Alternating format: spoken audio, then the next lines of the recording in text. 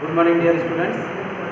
Last time हम लोगों ने एक चैप्टर पढ़ा था अपनी पाठ्य पुस्तक क्षितिज के काव्य खंड से, जिसका नाम था कैदी और कोकिला, और जिसकी रचना हिंदी साहित्य के प्रख्यात कवि, भारतीय स्वतंत्रता संग्राम के अग्रणी नायक माखनलाल चतुर्वेदी जी।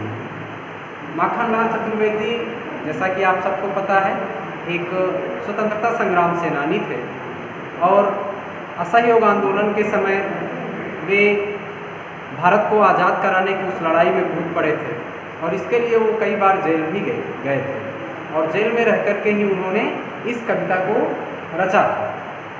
माखनलाल चतुर्वेदी जी देश के प्रति इतना समर्पित थे कि उन्होंने एक कविता लिखी थी जिसका नाम था पुष्प की अभिलाषा, जिसमें उन्होंने कहा था, चाह नहीं मैं सुरबाला के गहनों में उठा जाऊं, चाह नहीं प्रेमी माला में बिंद प्यारी को ललचाऊं, चाह नहीं सम्राटों के सौ पर है हरि डाला जाऊं, चाह नहीं देवों के सिर पर चढ़ूं भाग्य पर इठलाऊं, मुझे तोड़ लेना बनमाली उस पथ पर तुम देना फेंक, मातृभूमि पर शीश चढ़ाने जिस पथ जाए वीर हमें।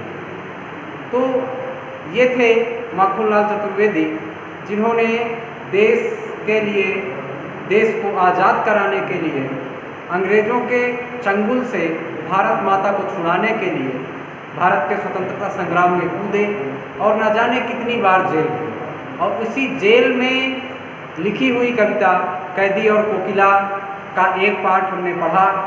आइए अब उसके आगे की चर्चा करते हुए इस पाठ को पढ़ते हैं और आगे बढ़ते हैं।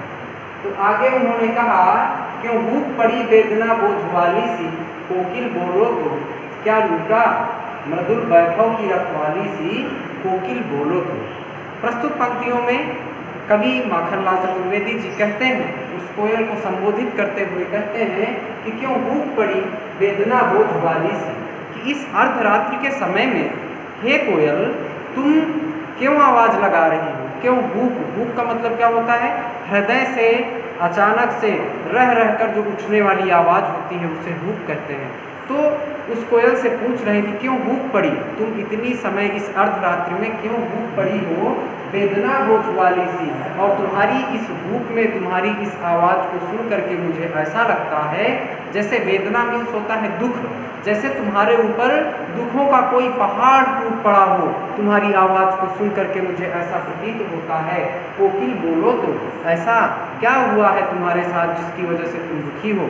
हे कोकिले मुझे बताओ, क्या लूटा मृदुल वैभव की रखवाली सी, कोकिल बोलो तो। उस जेल में कैदियों के साथ जिस प्रकार का अत्याचार हो रहा था, उस अत्याचार में कोयल की जो बोली है, उस बोली को सुन करके कवि को ऐसा लगता है जैसे इस संसार में वही कोयल ही है जो मृदुल वैभव की रखवाली है। मृदुल मीन्स मीठी, मीठे धन की रखवाली करती है। तो वही कवि उससे पूछता है, उस कोयल से पूछता है कि हे कोयल मुझे बताओ कि क्या तुम्हारा सब कुछ लुट गया है? तुम्हारे पास तो मीठी वाणी है और तुम उस वैभव की रखवाली करती हो, क्या तुम्हारा सब कुछ लुट गया है? तुम्हारी आवाज़ में इतनी वेदना क्यों है? कोकिले मुझे बताओ। और आगे की पंक्तियों में कवि कहते हैं, क्या हुई बावली अर्धरात्रि को चीखी, क्या हुई बावली अर्धरात्रि को चीखी, किस दावा नल कोकिल बोलो तो, किस दावा नल की ज्वालाएं हैं देखी, कोकिल बोलो तो।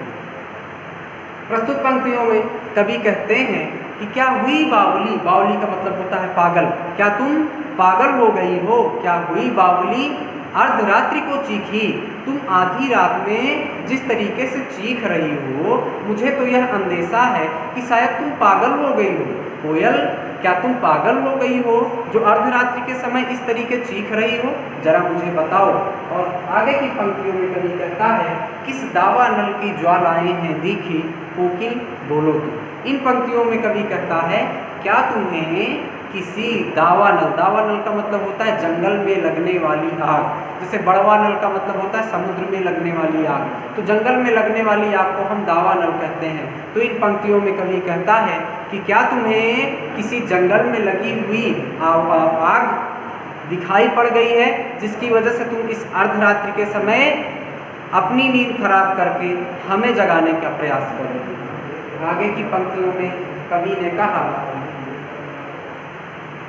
कि क्या देख न सकती जंजीरों का गहना, हथकड़ियाँ क्यों यह ब्रिटिश राज्य का गहना, कोल्हू की चर्रक चूं जीवन का तान, गिट्टी पर उंगलियों ने लिखेगा, मोट खींचता लगा पेट पर जुआ, खाली करता हूँ ब्रिटिश अकड़ का कुआं, दिन में करुणा की जगह रुलाने वाली, इसलिए रात में गजब ढा रही आई।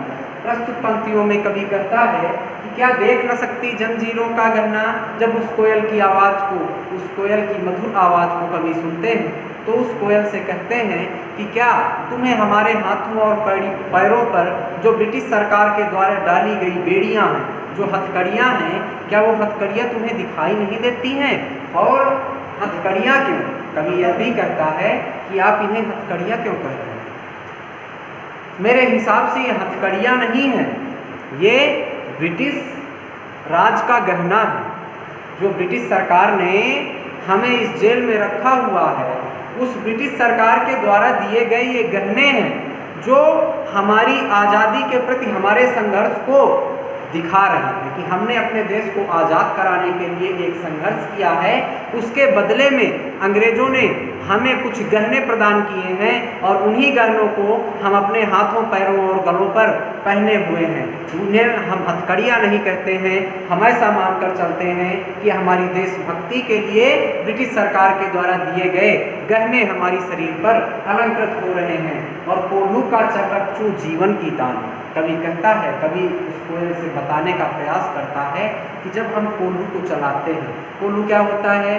कोल्हू होता है जिसमें से तेल निकाला जाता है और उसमें एक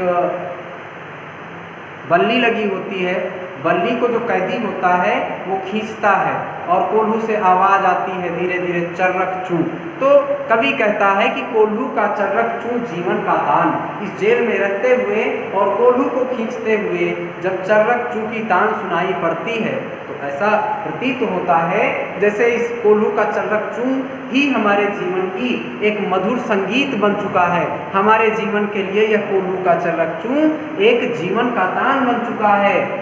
गिट्टी पर उंगलियों ने लिखेगा, और जो गिट्टियाँ हैं जिन्हें हम दिन रात तोड़ते हैं उन पर हमारे उंगलियों के द्वारा गान लिखे गए हैं, गीत लिखे गए हैं। और मोट खींचता लगा पेट पर जुआ। और यहाँ पर कवि कहता है कि जो कोल्हू है उस कोल्हू को मैं अपने पेट पर लगा करके खींचता हूँ। उस कोल्हू का जुआ मैं मोट हूँ। मोट का मतलब क्या होता है? कैदी, जो काम करने वाला कैदी होता है।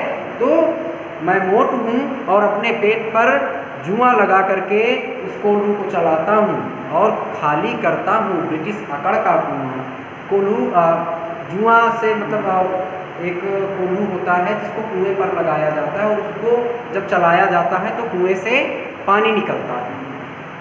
तो जब मैं मोट अपने पेट पर जुआ लगा करके उसको घुमाता हूँ और उस कुएं से पानी निकलता है तो मुझे ऐसा प्रतीत होता है कि मैं ब्रिटिश सरकार की अकड़ का, जो ब्रिटिश सरकार का घमंड है, वो उस घमंड के कुएं से पानी निकाल रहा हूँ। यहाँ पर एक सामान्य कुएं की तुलना ब्रिटिश सरकार की अकड़ के कुएं से की गई है। और जिस प्रकार कोल्हू को चलाने से कुएं से पानी निकलता है, उसी प्रकार मेरे कोल्हू चलाने से ब्रिटिश सरकार की अकड़ का कुआं खाली होता है और अकड़ रूपी पानी उस कुएं से बाहर निकलता है। तो दिन में करुणा की जगह रुलाने वाली, यहाँ पर कोयल को संबोधित करते हुए कवि कहते हैं कि तुम्हें पता है कि दिन भर मैं इतना काम करता हूँ कि तुम्हारी आवाज़ सुनकर मेरे मन और मस्तिष्क पर किसी प्रकार का कोई प्रभाव नहीं पड़ेगा। मेरे अंदर करुणा मीन्स दुख, मेरे अंदर किसी प्रकार की करुणा जागने वाली नहीं है और इसलिए रात में गजब ढा रही आली। और शायद इसीलिए तुम दिन में ना बोल करके इस अर्धरात्रि के समय में, जब मेरे पास सोचने का मौका है, जब मुझे विचार करने का मौका है, तो इस अर्धरात्रि के समय में तुम मुझे जगाने का काम कर रही हो या मेरी करुणा को जगाने का, मेरे दुखों के कारणों को व्यक्त करने का काम कर रही हो।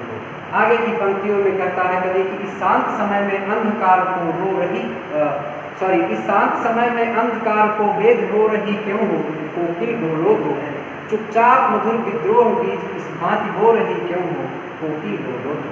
प्रस्तुत पंक्तियों में कवि श्री माखनलाल चतुर्वेदी जी कहते हैं कि इस शांत समय में, अर्धरात्रि के इस शांत समय में, जब चारों तरफ दूर दूर तक किसी का आवाज़ सुनाई नहीं दे रही है, किसी की आवाज़ सुनाई नहीं दे रही है, ना किसी प्रकार का माहौल में शोर हो रहा है, तो इस शांत समय में इस रात्रि के अंधकार को भेद करके, मतलब चीर करके, तुम रो रही क्यों हो, तुम क्यों रो रही हो, कोकिल बोलो तो, हे कोकिले मुझे बताओ तो, चुपचाप मधुर विद्रोह बीज इस भांति रो रही क्यों हो, कोकिल बोलो तो। और अपनी इस मीठी आवाज़ को सुना करके हमारे अंदर जो विद्रोह के बीज है, विद्रोह का बीज मतलब तुम्हारी आवाज़ सुनकर हमें ऐसा प्रतीत हो रहा है कि बाहर भी एक दुनिया है जहाँ पर स्वतंत्रता है। जैसे तुम किसी भी पेड़ की डाल में बैठने के लिए स्वतंत्र हो, लेकिन जेल के अंदर हम किसी भी बैरक में जाने के लिए स्वतंत्र नहीं है, हमारे ऊपर दिन रात कड़ा पहरा रहता है। तो हमारी इस स्थिति को देखकर जब हम तुम्हारी आवाज़ सुनते हैं तो हमें ऐसा लगता है कि बाहर भी एक दुनिया है जहाँ पर स्वतंत्रता है, स्वायत्तता है। और यह सब सोचकर हमारे हृदय में एक विद्रोह की आग जल रही है।